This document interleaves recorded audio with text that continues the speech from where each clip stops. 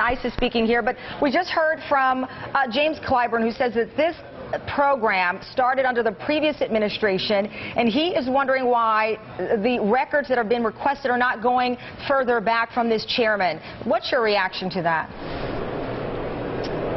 Is that question to me? Yes, sir, it is. Well, this may shock you. I actually would agree with anyone who wants all the information, irrespective of which administration it started under. I made that point where we marked up the original contempt of Congress. I don't care if it's Republicans, Bull Moose, Whigs, don't care whether it was called wide receiver, fast and furious. Gun walking is wrong no matter which administration did it, and I am happy to have all of the information dating back as far back as anyone wants to go.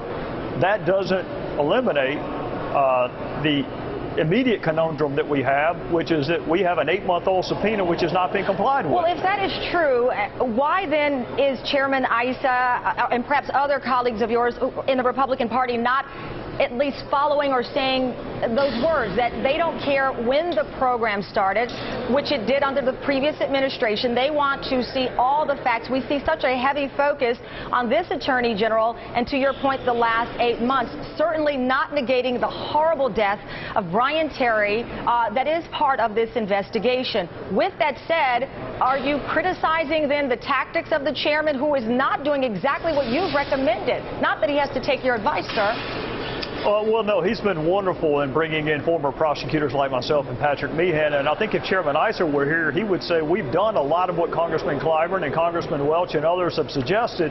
We haven't done it in open committee hearings. We've done it via deposition. Keep in mind, some of the officials we wanted to talk to invoked their Fifth Amendment privilege against incrimination, so we can't make them talk.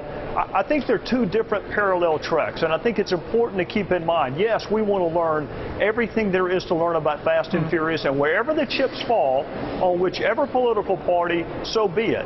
The immediate concern is that we sent a subpoena to the Department of Justice, which they have not complied with. It wasn't Bush's Department of Justice, it was the present one. But Congressman, you know that the retort to this from the Attorney General and even the Obama administration is that 7,700 pages of documents have been turned over. But I want to fast forward quickly to the NRA. Go ahead. Okay. I want to fast forward to the NRA because this is the breaking news here. The NRA is now involved, and they are alleging that all of this perhaps is a conspiracy by the White House, by the Department of Justice, to destroy the Second Amendment rights of people in this country. This, they say, is some kind of agenda to affect gun control. Do you agree with the NRA and the theory that Congressman or Chairman Issa says is out there, that this is all a plot to destroy the Second Amendment rights of Americans? First of all, you would make a very good prosecutor because you combine two questions into one, and I'm going to answer them separately. Okay. I've never heard the NRA allege that this was a conspiracy that rooted back to the Bush administration to destroy Second Amendment rights.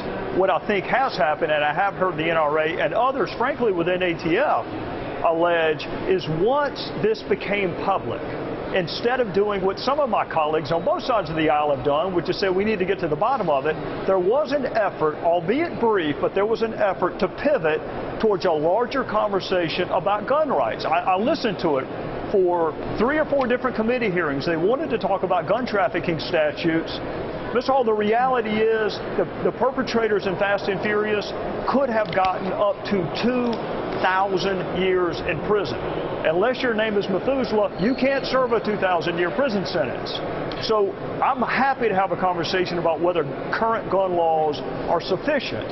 I haven't heard anybody on my side of the aisle, I've read some blogs, but I haven't heard anybody say that this was orchestrated to get to this point. Have you read the statement issued by the Vice President of the NRA? Because I have it and I can read it to you. You're welcome to read it to me, but no, I haven't. What he says is a political attack on the Second Amendment, and that the Justice Department facilitated a crime to further their gun control political agenda. He goes on to say, we have emails from people involved in this who are talking about using what they're finding here to support basically an assault weapons ban. That is part of the statement. All of what you just said is true, but that doesn't necessarily get to your original premise, which was that that there's an allegation that this was all concocted or conspired to limit Second Amendment rights.